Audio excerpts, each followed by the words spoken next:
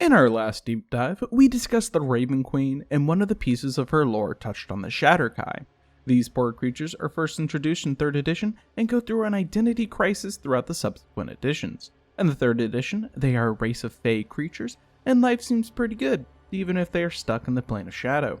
In the 4th edition, the lore gets a major overhaul, and these descendants of humans have been banished to the Shadowfell, which is the same place as the Plane of Shadows, just rebranded and a bit more edgy.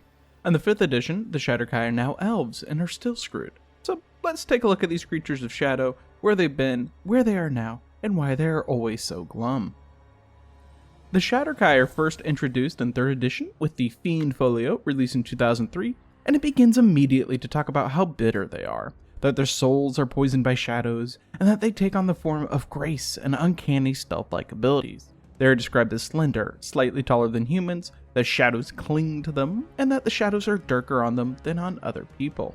They employ the use of agile and exotic weapons, like a spiked chain, and can blend themselves into shadows. The artwork for them shows off a shirtless man with long flowing white hair, a spiked chain, boots that strap on up to his knees, and tattoos that are all over his body. This might be the edgiest description of a race that we have ever come across, and maybe even beating out the Drow. Looking at the history of the Shadar-Kai, this arrogant Fey race had once decided that the other humanoid races were a blight on the world and that they alone could protect it. The Shadar-Kai were masters of shadow magic, so it makes sense that they would cut a deal with some mysterious entity from the plane of shadow to put the world in a perpetual state of twilight. Like all incredibly bad ideas, the plan fell apart and the Shadar-Kai were bound to the plane of shadows. The Shadar-Kai suffer from the Shadow Curse, an affliction that, upon death, damns their soul to the endless darkness of the plane of shadow. Whenever a Shadar-Kai becomes stunned, dazed, or knocked unconscious, they must attempt to hold their soul intact, or the plane of shadow takes a piece of that soul. This can be compared to a long car trip where you are being forced to listen to Michael Bolton. Every song that comes on next rips out a little bit of your soul, just like if the Shadar-Kai loses control over their consciousness, they lose a bit of their soul, except we suspect it is far less painful for the Shadar-Kai. Upon losing a bit of their soul, the Shadar-Kai gains a negative level, and negative levels suck. For each negative level a Shadar-Kai takes, they take the following penalties: -1 on all ability checks, attack rolls, and saving throws, and skill checks, -5 hit points, -1 effective level, and if the Shadar-Kai can cast spells, they lose access to their highest level spell slots. Think about that the next time you complain about having 2 levels of exhaustion. But fear not, the Shadar-Kai aren't completely lost. If they happen to be on the plane of shadow, they can find a nice and friendly cleric to repair their broken soul with a simple greater restoration spell. Of course, you have to find a 13th level cleric, and one who is willing to lose 500 XP for them to cast the spell. If you think that's rough, the Shadar-Kai stuck in the material plane has a much more difficult time of it. The only way for them to repair their broken and splintered soul is to find someone that can cast the miracle or wish spell and is willing to give up 5,000 experience points. Though, if you think that's a big ask, you can breathe a sigh of relief. These negative levels only affect a Shadar-Kai while outside of the plane of shadow, which leads to many Shadar-Kai deciding to just stay on the plane, as their stubbornness can no longer overcome the icy void of nothingness in their heart whenever they are on the material plane. Most Shadar-Kai would prefer to be on the material plane instead of on the plane that has cursed their existence to be that of gloom and shadows, but sometimes your soul just doesn't agree with you. Now let's say you are a Shadar-Kai and the cold, cruel world of the plane of shadow is just not doing it for you anymore. But you are also worried about losing your soul and permanently dying forever if you make it to the material plane and your soul is ripped away. What do you do in such a situation?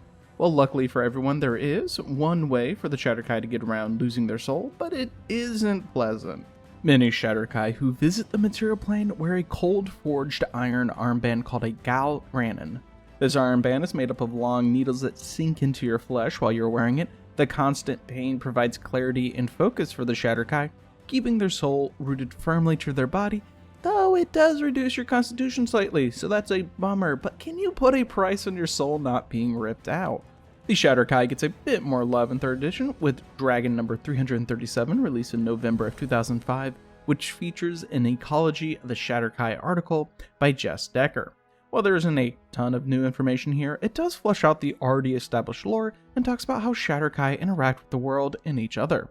To no one's surprise, it's full of misery and pain, of shadows and power, and how the Shadar-Kai definitely didn't do anything wrong, and it's everyone else's fault. First, we get the story behind the disaster that led the Shadar-Kai to become the Shadar-Kai.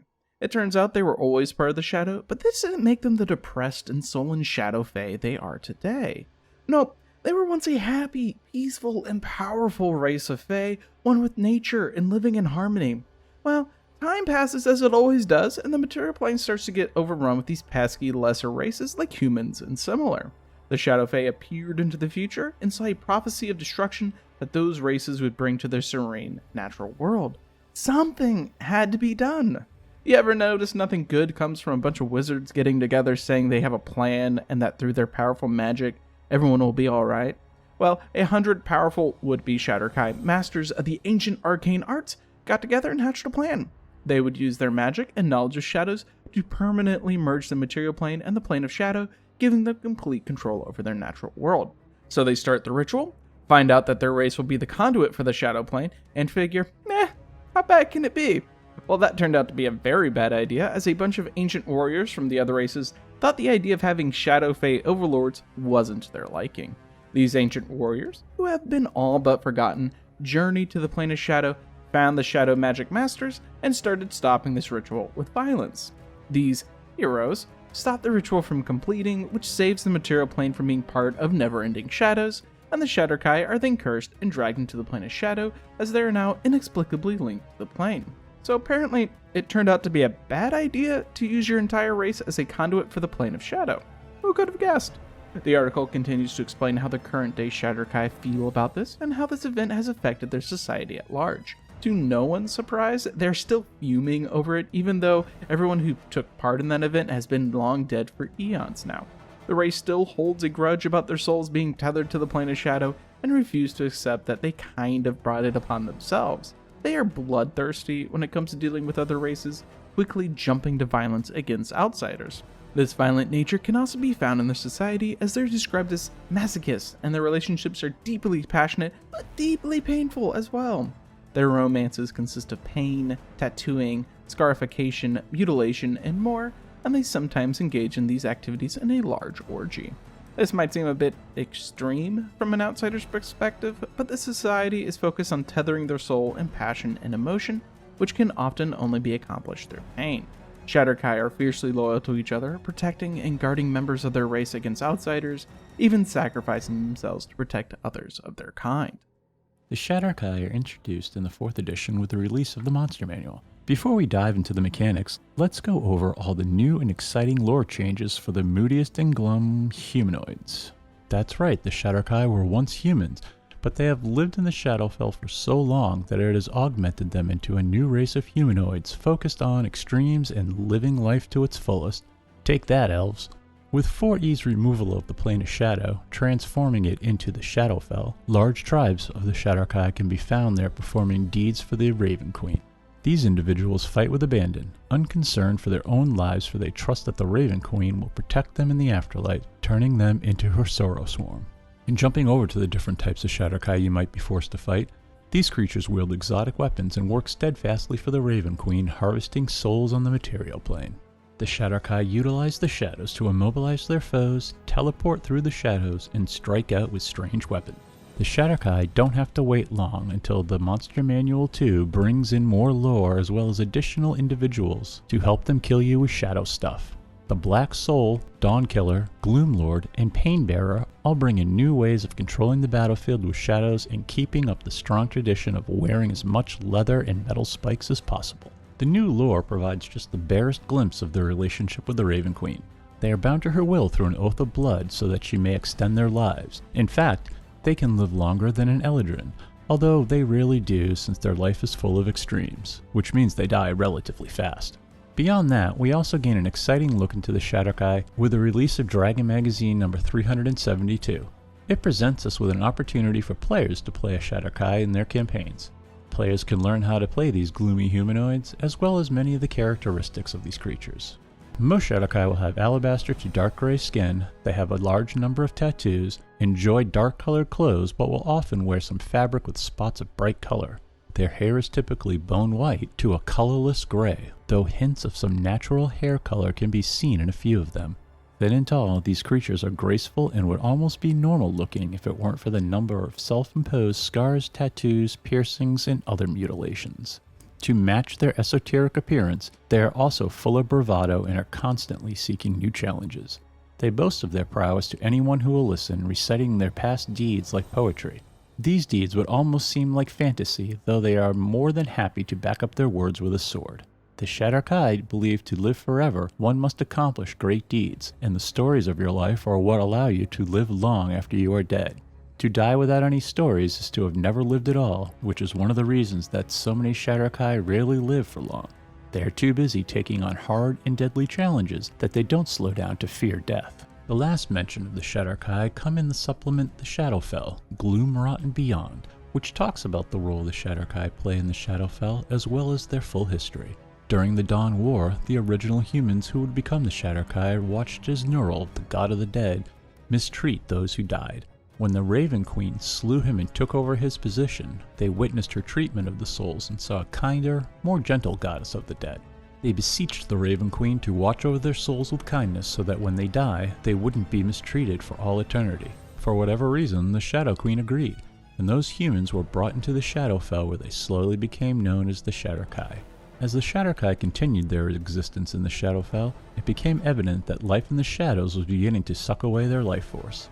To combat this, they began going on great searches for excitement, pain, and emotions. These extreme feelings helped ground themselves and prevented them from drifting away, their souls and body blending into the Shadowfell itself. Throughout the Shadowfell, the Shadar-Kai can be found. Some might be helpful, while others can be bitter enemies seeking a rush of excitement with swords drawn. Outsiders should always offer a rush of emotion when it comes to bartering or trading with the Shadar-Kai, offering up ways to allow them to experience extreme emotions they might not always be able to emulate. Lastly, we did lie. There's a bit more information on the Shadar-Kai in the 4th edition, although it is about their place in the Forgotten Realms campaign setting and can be found in Dragon Magazine number 391. They appear in the article A Legacy of Shadow Illustrations, The Shadar-Kai in the Forgotten Realms by Robert J. Schwalb, and we aren't going to touch on it too much as we try to avoid getting into specific content. The bare bones are basically the Shadar-Kai were created due to events surrounding the Spell Plague, and they had offered up their mortal souls to the Shadowfell to grant them power. Apart from that change to their origins, there isn't much different about them. Unfortunately for the Shadar-Kai, they are forced to wait 4 long years before they make their appearance in 5th edition with their introduction in Mordenkainen's Tome of Foes released in 2018. On this edition, they get another overhaul of their background and are back to being Fae, though more specifically they have elven blood and are descended from the elves in the Feywild. This edition more specifically claws out their direct duty to the Raven Queen and makes it so that they no longer revere her as much as they are her servants that she specifically orders about through cryptic omens. Even their origin is the direct fault of the Raven Queen. When she had attempted to ascend to godhood, she accidentally tore her followers from the Feywild and dragged them into the Shadowfell, transforming them permanently.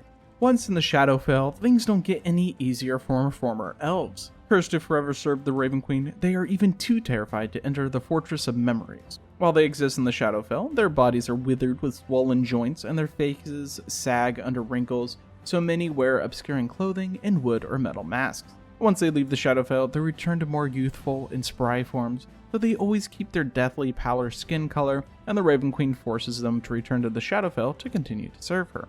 Lastly, while the Shadar-Kai do gain immortality, which is what they always wanted in the previous editions, it's not great. The Shadar-Kai can still die, but they know their soul belongs to the Raven Queen, who plucks it from the afterlife and resurrects them so that they can continue their service to her. Their memories of life and happiness before this curse still burns fresh in their memories, though the gloom of the Shadowfell turns those happy memories into painful reminders that of their current position. For players who read about this tortured existence and decide they want to make their edgelord character out of it, they are in luck as Mordenkainen's Tome of Foes has player information for them. They are simply treated as a sub-race of the elves, though apparently they lack much emotion and must venture into the material plane to carry out the Raven Queen's will. Apart from the brief information, there are also 3 different examples of Shadar-Kai warriors that can be tossed at your party. Their tactics focus on slipping through the shadows and using the spike chains and other exotic weapons to tear away souls from their mortal coil. The three Shadar-Kai are called Gloomweaver, Shadow Dancer, and the Soulmonger, and each utilizes the shadow in their unique way. The Shadow Dancer teleporting from shadow to shadow, lashing out with a horrifying spike chain, while the Gloomweaver is a powerful warlock who we can only assume has the Raven Queen as a patron. The Soulmonger is the most powerful of the Shadar-Kai and is capable of creating weirdness on a large number of creatures, sucking away their energy and causing waves of necrotic energy to wash over them. The Shadar-Kai are tools of the Raven Queen, forced to read her cryptic omens and follow ravens through the portals to bear witness to fate. They watch for souls to be gathered up, to watch for the tragedy to take place, and bring it all to their queen, who they are too scared of to gaze upon. The Shadar-Kai's fate is tied inadvertently to the Raven Queen, even if it was only so that they might gain immortality. The Shadar-Kai, no matter which edition you look at, have all made bad choices that have landed them in the Shadowfell or in the Plane of Shadow. They are a dour lot, focused on their pain and suffering, though in 4th edition, they fight back against it, reveling in the emotions it gives them. In conclusion, we like to say that the Shadar-Kai are just a poor, misunderstood race that has made some bad life choices. While that might be true in some fashion, it doesn't excuse them for trying to rip your head off with a spiked chain, or for that matter, their incredibly gloomy fashion choices. If you enjoyed our deep dive into the history of the Shadar-Kai, please remember to like, subscribe, and share the video with others. We appreciate any and all support.